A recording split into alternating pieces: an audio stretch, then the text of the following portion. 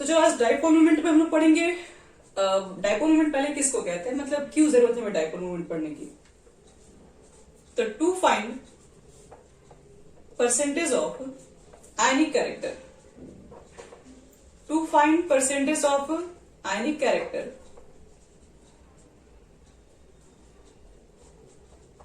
In a compound. एक compound के अंदर, इन ए कंपाउंड नहीं, इन ए कोवेलेंट कंपाउंड लिखो, कोवेलेंट कंपाउंड।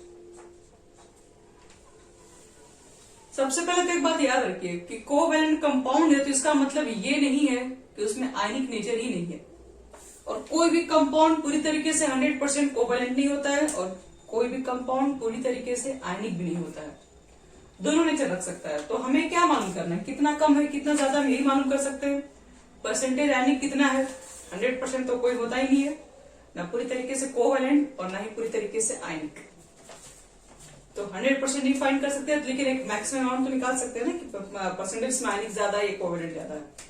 तो एक कोवेलेंट कंपाउंड के अंदर भी कुछ आयनिक परसेंटेज होती है, वही आयनिक परसेंटेज को कैलकुलेट करने के लिए हमको पढ़ना पड़ता है डाइपोल मोमेंट्स। जैसे यहां देखो कोवेलेंट कंपाउंड दिखा रहे हैं, कोवेलेंट कंपाउंड तुम देखोगे तो ये भी कोवेलेंट कंपाउंड है, ये भी एक कोवेलेंट कंपाउंड है, लेकिन ये जो कंपाउंड है वो पूरी तरीके से कोवेलेंट नहीं है। सॉरी, ये पूरी तरीके से कोवेलेंट नहीं, ये पूरी तरीके से आपके पास आयनिक है या नॉन आयनिक है, जैसे इसके अंदर परसेंटेज आयनिक कैरेक्टर आएगा कि नहीं वो चेक करना। ये भी कोवेलेंट कंपाउंड ही है, लेकिन आप इसमें चेक करेंगे तो इसके अंदर नॉन पोलर नेचर जाता है, मतलब इसमें आयन बनने के जो परसेंटेज है वो बहुत कम होते हैं। और यही आपके पास अगर HCl है तो ये उसको बोलते हैं पोलर कंपाउंड। पोलर कंपाउंड का मतलब है कि इसके अंदर परसेंटेज जो आयनिक कैरेक्टर है वो प्रेजेंट है, जबकि कोवेलेंट कंपाउंड के अंदर हम लोग क्या कहते हैं, शेयरिंग ऑफ इलेक्ट्रॉन से बनेगा, तो आयनिक तो है नहीं। ये दो तरह के बॉन्ड के बारे में पढ़े होंगे, इलेक्ट्रोवैलेंट बॉन्ड, एक आयनिक इलेक्ट्रोवैलेंट बॉन्ड को आयनिक बॉन्ड कहते हैं, आयनिक बॉन्ड, और एक होता है कोवेलेंट बॉन्ड। कोवेलेंट बॉन्ड से बोलते हैं जो शेयरिंग से बनता है, और आयनिक बॉन्ड जो आयन के थ्रू बनता है। तो कोवेलेंट बॉन्ड के अंदर भी आयनिक नेचर होता है, तो वही जिसके पास आयनिक नेचर होगा वो पोलर बॉन्ड के अंदर गिनती है, जिसके पास बिल्कुल भी नहीं है वो नॉन पोलर्स में। लेकिन नॉन पोलर्स भी पूरी तरीके से आपके पास थोड़ी बहुत इसके अंदर ये वॉन डेर वाल वाला पढ़ोगे सारा कंडीशन थोड़ी बहुत इसके अंदर भी इंट्रोड्यूस होती है। तो हमें क्या करना है, हमें कैसे मालूम कर सकते हैं कि कंपाउंड पोलर है या नॉन पोलर है, तो आप कहेंगे इलेक्ट्रोनिगेटिविटी चेक करके मालूम कर सकते हैं। तो इलेक्ट्रोनिगेटिविटी चेक करके मालूम कर सकते हैं, ठीक है ये कंपाउंड ज्यादा इलेक्ट्रोनिगेटिव है, ये कम इलेक्ट्रोनिगेटिव है, तो इसकी तरफ ज्यादा इलेक्ट्रॉन होगा, इसकी तरफ इलेक्ट्रॉन कम होगा, तो एक तरफ पार्शियल निगेटिव एक तरफ पार्शियल पॉजिटिव, इससे कंपाउंड बन जाएगा पोलर। लेकिन लेकिन लेकिन आपको मैं कैसा भी कंपाउंड दिखाने जा रहे हैं, देखिए एक कंपाउंड आप ये भी ले लीजिए BF3।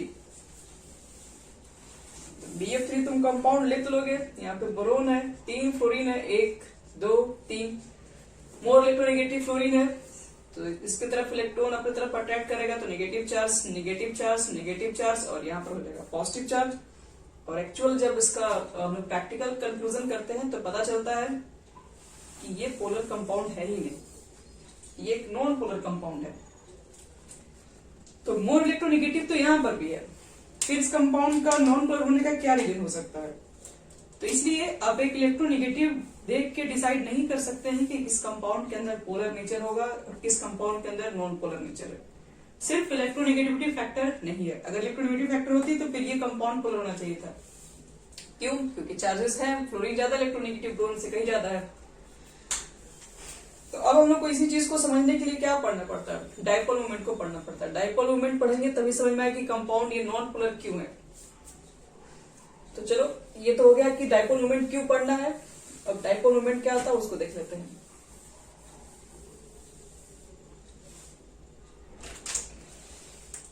सबसे पहले तो याद रखिए डाइपोल जो मोमेंट्स होता है आपके पास है वो एक वेक्टर क्वांटिटी है,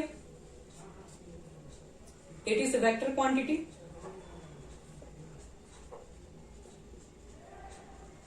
डाइपोल मोमेंट एक वेक्टर क्वांटिटी है और इसको रिप्रेजेंट करते हैं बाय म्यू से। म्यू क्या होता है? तो म्यू इज इक्वल टू आपके पास होता है क्यू इंटू डी।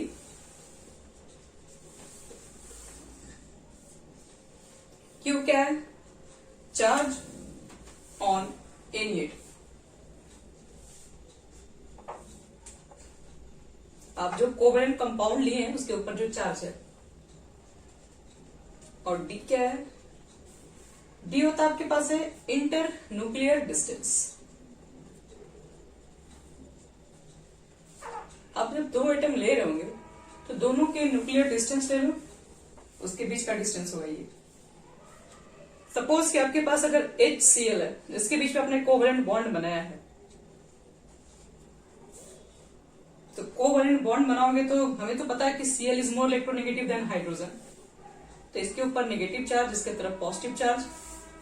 और डायपोल मोमेंट एक वेक्टर क्वांटिटी है, तो इसको देखो कैसे रिप्रेजेंट करते हैं, हायर पॉजिटिव टू या फिर ऐसे बोलते इलेक्ट्रोनेगेटिव जो रहेगा, जो ज्यादा इलेक्ट्रोनेगेटिव रहेगा उसके तरफ एरो रहेगा, और जिधर कम इलेक्ट्रोनेगेटिव है उधर आपके पास ये हम लोग क्या करते हैं यहाँ पे कैंसिल भी कर देते हैं, इस तरीके से दिखाते हैं कट करके। इसी तरीके से डायपोल मूवमेंट को क्या करते हैं, रिप्रेजेंट करते हैं। ये एक्चुअल में क्या करता है, ये एक्चुअल में आपको डायरेक्शन बताता है। डायरेक्शन कैसे लेना है, तो लेस इलेक्ट्रोनेगेटिव से हमेशा मोर इलेक्ट्रोनेगेटिव की तरफ आपके पास ये एरो का डायरेक्शन होना चाहिए, लेस इलेक्ट्रोनेगेटिव से मोर इलेक्ट्रोनेगेटिव पास। और अगर कभी भी आपके पास लोन पेयर है, सपोज लोन पेयर भी तो हमारे पास हो सकता है, तो कभी भी अगर लोन पेयर आपके पास प्रेजेंट है तो हमेशा डायरेक्शन याद रखना एटम से लोन पेयर की तरफ ही होना चाहिए बस।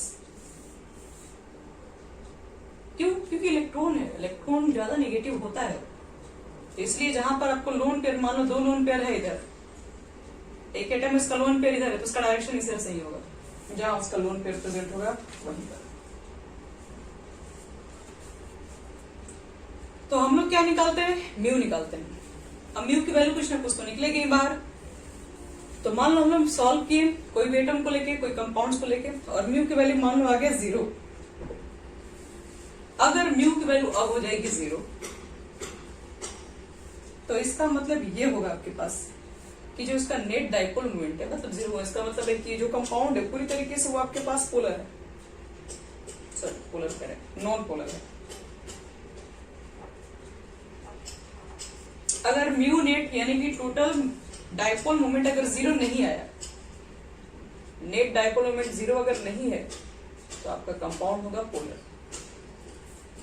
तो पोलर और नॉन पोलर आपके पास डाइपोल मोमेंट ये दोनों चीजें से डिसाइड होगी। म्यू नेट की वैल्यू 0 अगर है तो नॉन पोलर, और अगर ये नॉट इज इक्वल टू 0 है तो ये पोलर बोल देंगे। चलो अब कंपाउंड लेते हैं और धीरे धीरे आपको निकालना सिखाते हैं कैसे कैसे चीज को वैल्यू में फाइंड करते हैं। और इसमें कुछ कुछ कंडीशन है आपको हम बताते चले जाएंगे, आप लोग नोट करते चले जाना।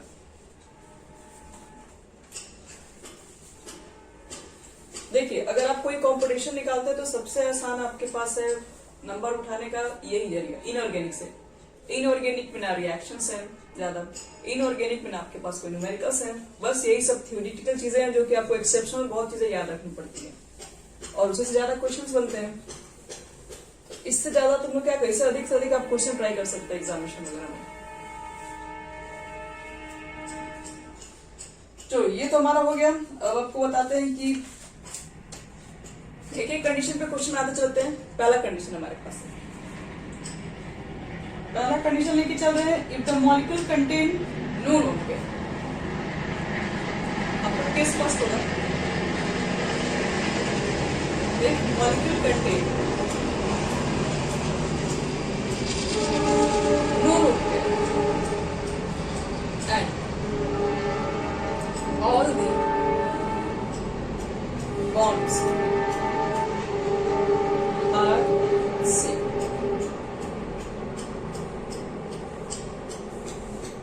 एक मॉलिक्यूल्स में कोई लोन पेयर नहीं है और सारे बॉन्ड सेम अगर रहेंगे, तब इसके बारे में एक लाइन बोलेंगे हम लोग, molecules will have a regular geometry. तब बोलेंगे उस मॉलिक्यूल्स की रेगुलर ज्योमेट्री है। वैसे भी हम पीछे पढ़ा चुके हैं, रेगुलर किसको कहते हैं, इरेगुलर किसे कहते हैं। जब किसी भी मॉलिक्यूल के पास कोई लोन पेयर ही नहीं है तो उस मॉलिक्यूल्स की ज्योमेट्री होती है रेगुलर। एंड सबसे इंपॉर्टेंट बात, म्यू नेट 0। नेट जो डाइपोल मूवमेंट आती है बच्चे लोग, वो आपके पास हो जाती है 0, यानी compound will be non polar.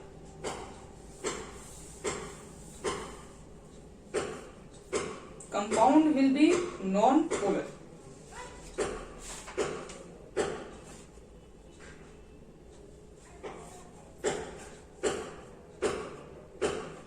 जैसे मान लो सिंपल सा एग्जांपल था, जैसे मान लो आपके पास कोई एटम है, इधर बी एटम है, इधर भी एक बी एटम है, ये मोर इलेक्ट्रोनेगेटिव है, लेस इलेक्ट्रोनेगेटिव है, तो नेट डाइपोल मोमेंट इस डायरेक्शन में आप निकालेंगे। कैसे निकालेंगे, तो Q इंटू डी लिखोगे।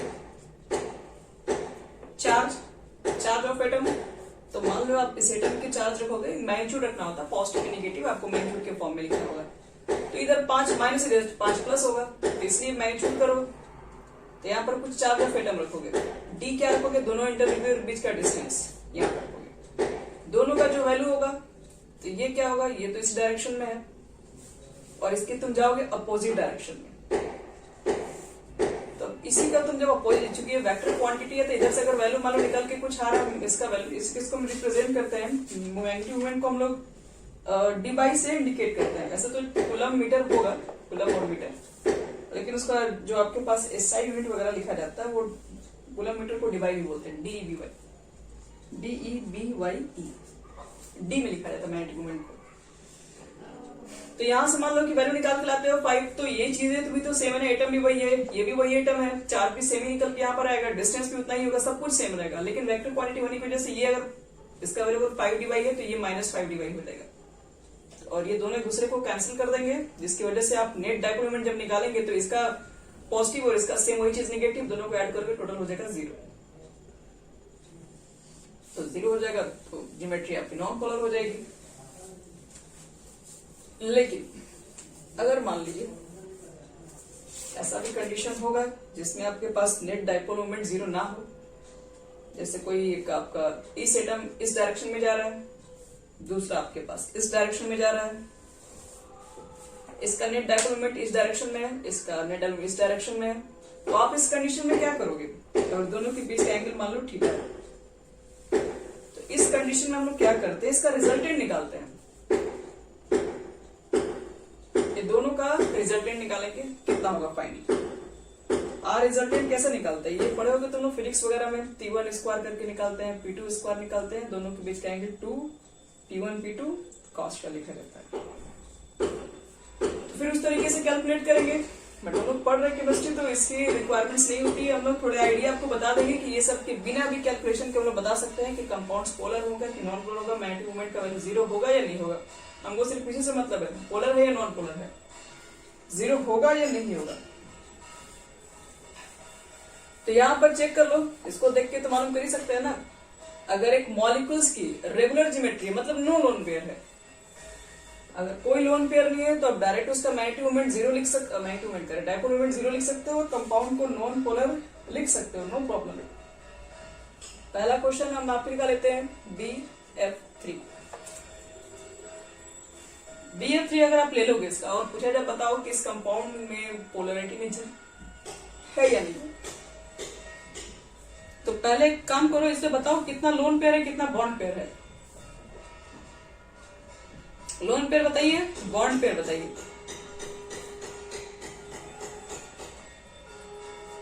बोरॉन के बाद 3 इलेक्ट्रॉन है ना, तीनों शेयर्ड है, फ्लोरीन के साथ no lone pair, bond pair है। और हम लोग पीछे पढ़ चुके हैं, इसका आता है एरोशन sp3 के sp2 आता है। तो अगर आप बोरोन यहाँ रखते हैं, यहाँ पे क्लोरीन, ये 2 क्लोरीन यहाँ पर 120 इसके बीच में, सॉरी क्लोरीन का सा गया क्लोरीन। तो हम लोग क्या करेंगे, ये ज्यादा इलेक्ट्रोनेगेटिव इस डायरेक्शन में डाइपोल मोमेंट निकालेंगे, एक डाइपोल मोमेंट इस डायरेक्शन में निकालोगे, एक डाइपोल मोमेंट आप इस डायरेक्शन में निकालेंगे, दोनों का जब रिजल्टेंट निकालेंगे दोनों का, तो आपका नेट डाइपोल मोमेंट इस डायरेक्शन में आएगा, जो कि दोनों एक दूसरे को कैंसिल कर देगा। तो इसलिए यहाँ पर हमको क्या करना है कि नेट डाइपोल मोमेंट 0 लिख देना है यहाँ पर। और जब नेट डायपोल मोमेंट 0 हो जाएगा तो कंपाउंड हो जाएगा आपका नॉन पोलर। तो हम लोग बहुत आसानी से बता सकते हैं किसी मॉलिक्यूल्स के अंदर अगर लोन पेयर है नहीं, उसकी ज्योमेट्री अगर रेगुलर है तो ज्यादा कैलकुलेशन की जरूरत ही नहीं है हमें बस क्या करना, देख के बता देना है, उसकी वैल्यू जो भी होगी वो नेट डायपोल मोमेंट 0 ही रखेगा। इसकी वजह से कंपाउंड आपके पास नॉन पोलर्स होंगे। तो कुछ क्वेश्चन दे रहे हैं स्टार्टिंग से एकदम फटाफट, उसके अंदर बताओ किसके अंदर डायपोल मोमेंट्स, खाली आपको ये बताना पोलर है कि नॉन पोलर, बस। अभी और तो एक कंडीशन आपको पता है, बहुत सारे कंडीशन होते हैं इसमें। हाँ बोलिए। पहला कंडीशन है आपके पास CH4। CH4 में बताना क्या है, कंपाउंड पोलर है कि नॉन पोलर। CH4 में देखो बच्चे लोग, लोन पेयर के नाम पे कुछ नहीं है, लू बनाएगा तुम लोग को। बॉन्ड पेयर क्या है, चारों बॉन्ड ही है, 4 ही बॉन्ड बना सकता है, चारों के चारों बॉन्ड ही है, लोन पेयर है ही नहीं। बस नेट डायपोल मोमेंट चुपचाप लिख दो 0 होगा, कंपाउंड नॉन पोलर। और कुछ नहीं कर सकते। सेकंड PCl5 लोन पेयर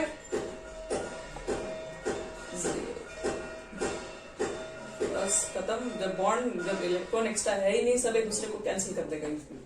तो ये सब कंपाउंड है नॉन पोलर। तो इसलिए कभी भी कोई क्वेश्चन बनाओ तो आप पहले उसको चेक कर लो किसके अंदर प्रॉब्लम क्या है। आखिर कुछ नहीं प्रॉब्लम है, मतलब कोई लोन पेयर ही प्रॉब्लम होता है। लोन पेयर ही नहीं है, 0 लिख दो, नॉन पोलर लिख के बस हट जाइए। चलिए बढ़ते हैं आगे। सारा चीज यही नहीं है, याद रखिएगा। बॉन्ड भी कैसा होना चाहिए, तो रेगुलर होना चाहिए। रेगुलर समझते हो, सारे बॉन्ड सेम होने चाहिए। जैसे आपको 5 बॉन्ड क्या है यहाँ पर है, सेम है, इसलिए कोई टेंशन नहीं है। यहाँ पे 5 बॉन्ड 4 बॉन्ड सेम है, इसलिए कोई टेंशन नहीं। ज्योमेट्री इसकी रेगुलर है। रेगुलर का मतलब है बॉन्ड लेंथ और बॉन्ड एंगल सेम है, तो टेंशन नहीं कर। बॉन्ड एंगल तो मैनेज कर सकते हैं, क्योंकि इसका बॉन्ड एंगल तो सब सेम नहीं है। रेगुलर ज्योमेट्री चाहिए, सबकी बॉन्ड सेम चाहिए। अब बात करेंगे, बॉन्ड तो सेम है लेकिन लोन पे भी साथ में हो, तब क्या लिखेंगे इसके बारे में। देखो चलो केस 2 हो जाएगा, कंडीशन नंबर 2 बढ़ जाएंगे। if all the bond are same,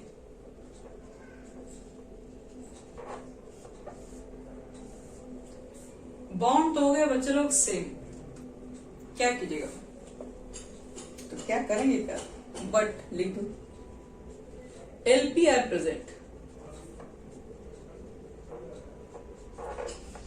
bond pair same होंगे, हाँ बॉन्ड सेम का मतलब है बॉन्ड सेम है लेकिन उसके बावजूद भी लोन पेयर है। अब क्या करें लोग, आखिर क्या कर सकते हैं। एग्जाम्पल देखो, सबने अमोनिया को बहुत नजदीक से देखा है, बहुत दिन से, और इसके पास एक लोन पेयर हुआ करता है। 3 बॉन्ड बनाने के बाद एक लोन पेयर भी रखा था ये, ठीक है। तो अब आपको ये चेक करना है कि क्या लगता है ये कंपाउंड पोलर है कि नॉन पोलर है। तो हम लोग ऐसे ही हवा में तीर नहीं मार सकते, इसको हम लोग को चेक करके बताना पड़ेगा आखिर एक्चुअल में चल क्या रहा है। इसका डायपोल मोमेंट इसका और इसका, तो लोन पेयर से क्या मतलब, लोन पेयर है तो हम ये नहीं बोल सकते डायपोल मोमेंट क्या 0 होगा या नहीं होगा, ऐसे ही नहीं मार सकते, थोड़ा सा आइडिया लेना पड़ेगा। सबका निकालेंगे, चेक करेंगे एक का। नाइट्रोजन और हाइड्रोजन में क्या लगता है, क्या लगता है मोर इलेक्ट्रोनेगेटिव कौन है, तो नाइट्रोजन। चलिए ठीक है, और इसमें भी यही होगा,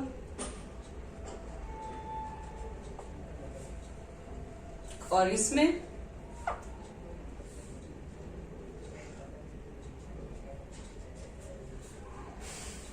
और ऊपर में देखो, देखो ध्यान से देखोगे अगर, तो इसका वाला वैल्यू और इसका वाला वैल्यू दोनों का डायरेक्शन थोड़ा अपोजिट है, तो कुछ कैंसिल तो हो जाएगा, मानते हैं कैंसिल कुछ तो होगा ही होगा। 100 पे सॉरी 180 पे नहीं है इसलिए 100% नहीं बोल सकते, लेकिन कैंसिल तो होगा।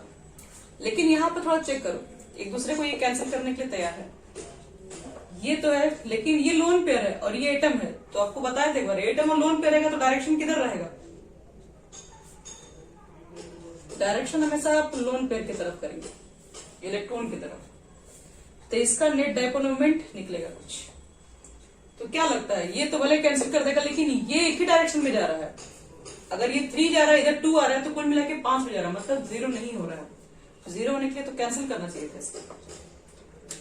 तो ये अपोजिट डायरेक्शन में नहीं है, ये सेम डायरेक्शन में। इसका मतलब क्या ही हो रहा है, ये एड अप हो रहा है, एक तरीके से कर सकते हो। जब ऐड हो रहा है तो फिर 0 आएगा नहीं, जब 0 आएगा नहीं आपके पास, तो ये आपके पास कंपाउंड हो जाएगा पोलर। तो हल्के फुल्के आइडिया यहां से भी हम लोग निकाल लेते हैं। सेम चेक करो, दूसरा क्वेश्चन, वाटर। वाटर का क्या लगता है? तो वाटर को पहले याद करो, इसका कैसा था स्ट्रक्चर। बिना स्ट्रक्चर के तो आप काम नहीं कर सकते, इसलिए सबसे पहले आपको पढ़ा दें वाइब्रेशन हम। क्या लगता है? 2 लोन पेयर होता है, 2 बॉन्ड पेयर इसके पास है, तो 2 लोन पेयर बना दो, इसका दे दो इसको 2 बॉन्ड पेयर।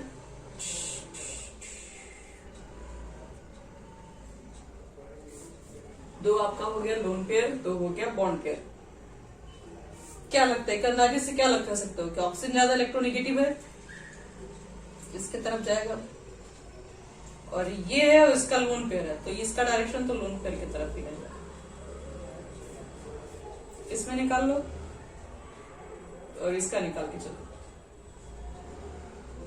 क्या लगता है, ये इसका इस डायरेक्शन में, इसका इस डायरेक्शन में है, तो दोनों के बीच का कुछ ना कुछ तो एंगल होगा, कुछ ना कुछ तो नेट डायपोल मोमेंट निकलेगा ही निकलेगा।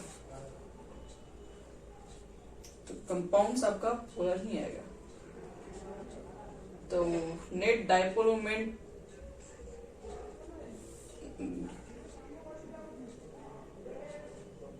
नहीं, ये कोई जरूरी नहीं है। आपको एग्जांपल धीरे धीरे देंगे, आप भी उसमें देखिए, अभी कंफ्यूज हो रहिएगा।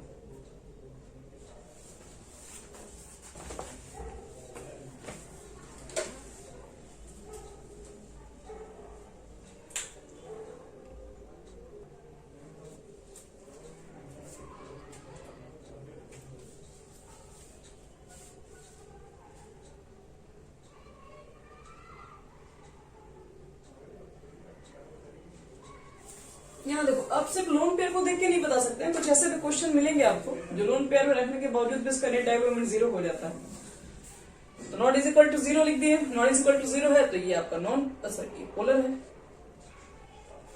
एक और कंपाउंड देखो, OF2। पहले तुम लोग OF2 का बताओ, कितने बॉन्ड पेयर है, कितने लोन पेयर है, क्या इसका होगा हाइब्रिडेशन और क्या इसका होगा शेप।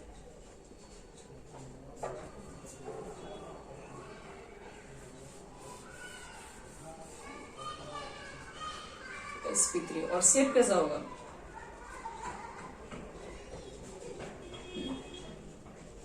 ठीक है, ठीक है। 2 lone pair, 2 bond pair, sp3 इसका ऑपरेशन हो गया। अब आप आगे का काम कीजिए। ऑक्सीजन कहाँ रखोगे? मिडिल में।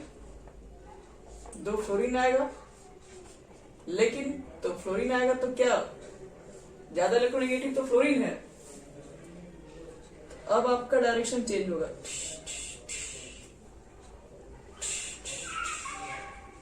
इधर हो गया।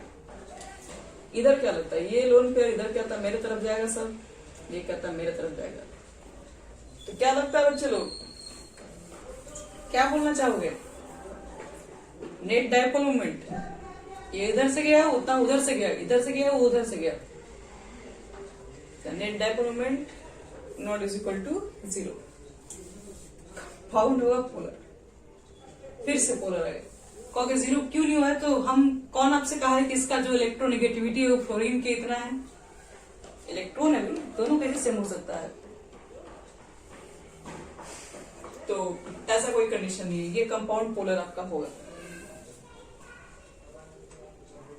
चलिए फिर से आपको एक और क्वेश्चन दे रहे हैं।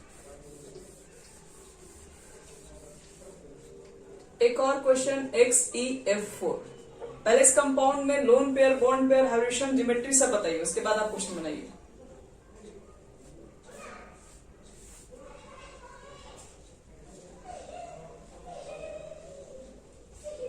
चेक करो, बढ़िया से चेक करो। दो लोन पेयर सही आंसर है। बॉन्ड पेयर कितना होगा?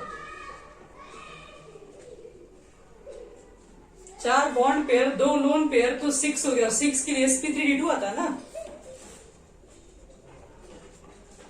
शेप कैसा होगा? 2 लोन पेयर आ गया तो पहले sp3d2 का शेप कैसा होता है? ऑक्टाहेड्रल। फिगर याद है ऑक्टाहेड्रल का?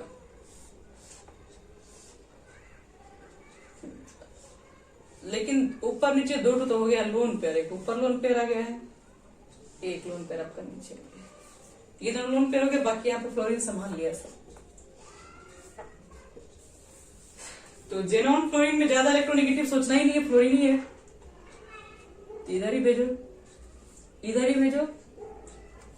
तो देखो ध्यान से, सब 90 पर है। ये कितना वैल्यू आएगा? सेम पीछे है, कैंसिल कर दिए एक दूसरे को। ये इधर है, उधर उधर, ये भी दूसरे को पूरी तरीके से कैंसिल कर देगा। मतलब अभी तक तो पूरा कट गया। एक लोन पेयर देखो, अभी ये जो है लोन पेयर में इलेक्ट्रॉन इधर भी है और इधर भी है। ये चला जाएगा ऊपर की ओर, उतना ही है नीचे की ओर है। क्यों? क्योंकि इस बार एटम नहीं है, इस पर दोनों इलेक्ट्रॉन ही तो है, तो फिर लोन पेयर भी सेम है। तो ये हर तरीके से कैंसिल करने के लिए तैयार है। तो क्या होना चाहिए इसका नेट डायगोनल मोमेंट? बोलो।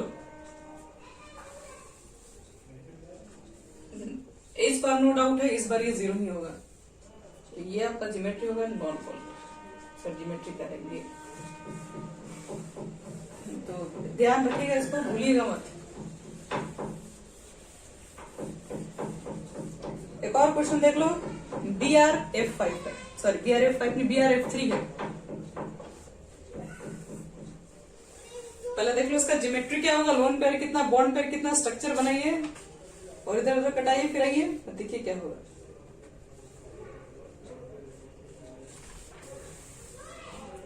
sp3d देखो, बॉन्ड पेयर तो 3 है, वो तो साफ साफ आदमी को दिख रहा है। लोन पेयर निकालने के लिए क्या करना पड़ता है?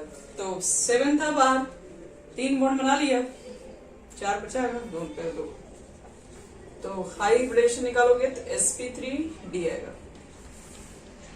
इसके बाद क्या कर पाओगे? ये तो सोचने वाली बात है।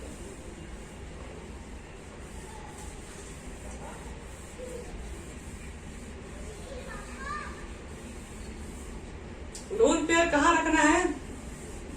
अब रुक जाइए, लोन पेयर कहाँ रखना है ये भी हम लोग को आइडिया है पहले से ही।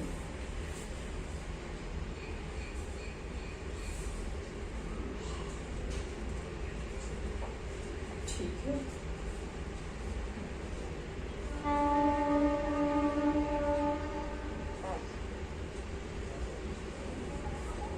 ऐसे बनाओ क्या? और ये तो हाँ, रुकिए रुकिए, हम टी से भी बना रहे हैं। अगर ये पूरा sp3 रहता तो ऐसे लिख देते, लेकिन हमको 2 लोन पे रखना है तो हम कहाँ रखेंगे? हम वहां रखेंगे जहां पर बॉन्ड एंगल ज्यादा है, यहाँ रख देंगे। शीशा बनाओगे तो ये 2 लोन पे आ जाएगा इधर में,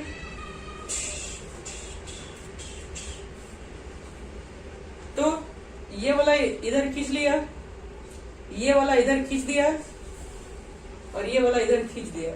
ये एक दूसरे को कैंसिल कर दिया और ये दोनों का रिजल्टेंट निकालो ना, इधर खींच रहा है और ये उधर खींच दिया, दोनों का रिजल्टेंट इधर खींच दिया। तो क्या लगता है? 0 कर दिया जाए?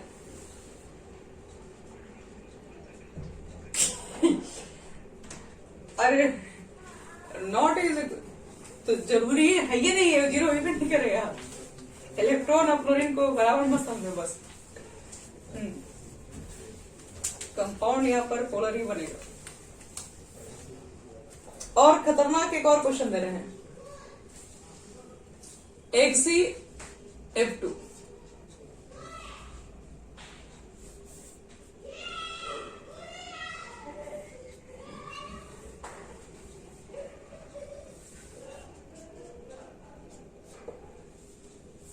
चलिए आगे बात बनाइए।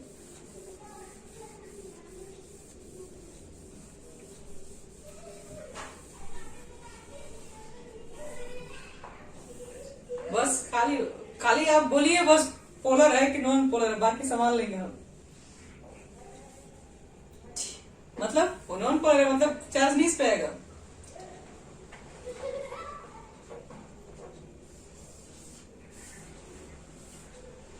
ये प्रत्युष के हिसाब से पोलर है।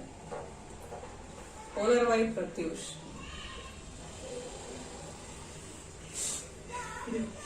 और देखो, और किसी को लग रहा है ये पोलर होना चाहिए कि नॉन पोलर? यहाँ पे दो भागों में लोग बढ़ चुके हैं, नॉर्थ साइड, लेफ्ट और राइट वाला नहीं था। और देखो इसमें और कुछ सपोर्ट करेंगे किस? आओ देखो बता दे रहे इसमें जेनॉन के पास देख लो बॉन्ड पेयर 2 है सिर्फ। लोन पेयर अगर कहीं चेक करोगे तो बाहर होता है 8, 2 बना लिए 6 बचा होगा लोन पेयर होगा। कहाँ रख करोगे 3 लोन पेयर? इक्विटोरियल पे रख दोगे सब खाली हो जाएगा, एक्सियल वाला बच जाएगा fluorine fluorine. Lone pair lone pair lone pair.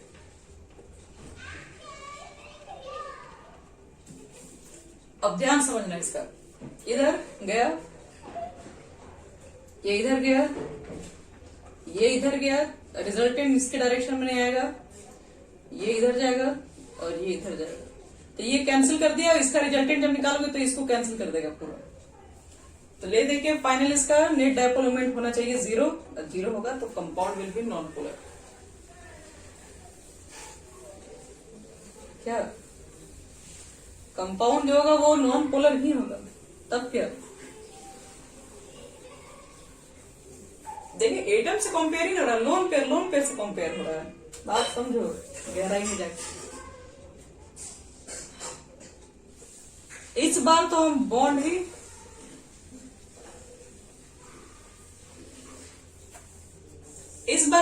मान लेते डिफरेंट है। सपोज करो इस बार अगर हम बॉन्ड ही को डिफरेंट ले लें तब क्या लगता है तुम लोग को? क्या बोलना चाहोगे? कहोगे हम लोग क्या बोल सकते हैं? Q into D. तब उस समय आएगा इस फार्मूला का याद। तुम लोग कहोगे फार्मूला आखिर काम देगा रहा है, काम देगा। हर चीज अपने जगह पर सही जगह पे अपना हिसाब किताब कर लेता है, ये यहीं पर हिसाब किताब करेगा। तो जब भी अगर आप बॉन्ड डिफरेंट मिल जाए, अभी तक तो आपको बॉन्ड ही सब सेम मिल रहा था तो टेंशन नहीं था पहला वाला में, तो लोन पेयर में नहीं था। दूसरा वाला बॉन्ड सेम मिल गया, लोन पेयर मिल गया तो वहां पे टेंशन कम हो गया। लेकिन जब बॉन्ड ही डिफरेंट हो जाए तो फिर चेक करना थोड़ा मुश्किल हो जाएगा कि कैसे चेक करे। तो आप क्यों पर चेक कर लीजिएगा, म्यू के वैल्यू पर चेक कर लीजिए बस, और कुछ नहीं। जैसे मान लो आपसे क्वेश्चन अगर ये पूछ दिया जाए CF CCl CBr CI, और आपसे क्वेश्चन ये नहीं पूछेगा कि इसमें आप ये बताइए कि हमको, इससे पूछ देगा किस तरह के जो बॉन्ड होंगे इस बॉन्ड में ज्यादा पोलर बॉन्ड किसका बनेगा, ऐसा क्वेश्चन पूछ जाएगा आपसे। 1 2 3 4 मोर पोलर बॉन्ड कौन सा होगा? तो हम एक ही बॉन्ड पे बात करेंगे। अगर चारों फ्लोरीन रहेगा, अगर चारों फ्लोरीन रहेगा तो ऐसे भी नॉन पोलर है। तो आपको सिर्फ बॉन्ड के कंपेयर करने, बॉन्ड आपको दे देगा और पूछ देगा कि बताओ किसमें कौन सा ज्यादा on the basis of charge, मतलब किसमें ज्यादा चार्ज आएगा, किसमें ज्यादा डायपोल मोमेंट आएगा, तो ज्यादा पोलर बॉन्ड होगा।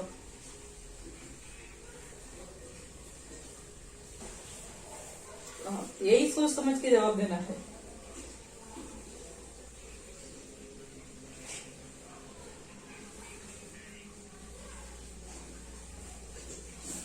देख लो एक्चुअल ऑर्डर क्या होना चाहिए?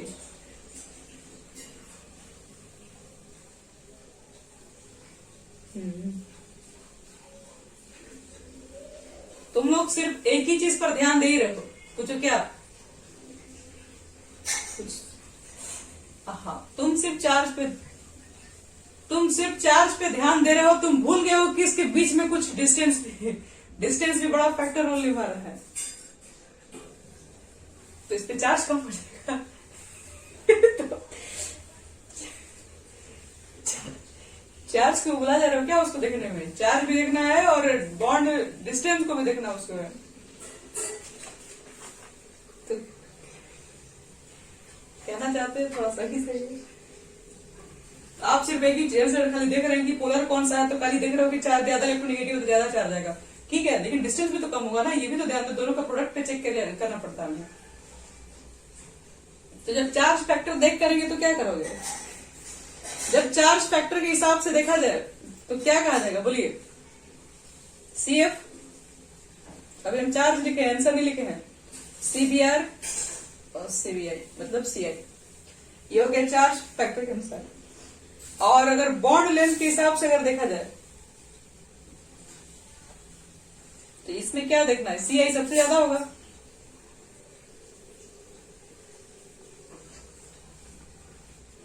लेकिन हमको तो दोनों देखना है ना, पहला वाला भी देखना है, दूसरा वाला भी देखना है।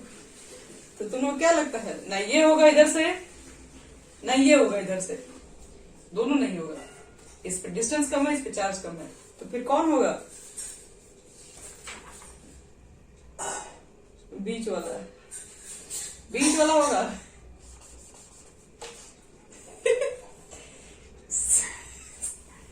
CCl वाला ही होगा, याद रखिएगा। CCl पहले हो जाएगा, फिर नहीं, फिर वही CF।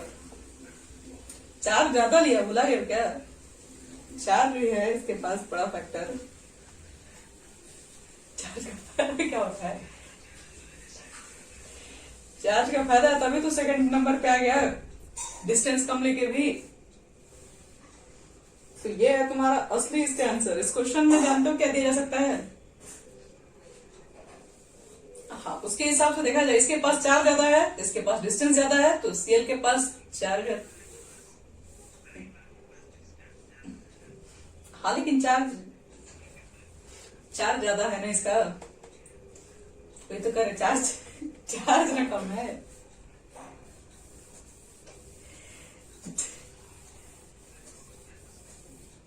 सीबीआर फर्स्ट पे कैसे आ जाएगा, चार्ज कम है।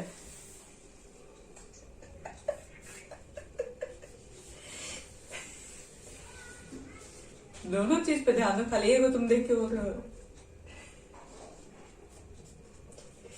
कंपेयर करो डायपोल मूवमेंट, NH3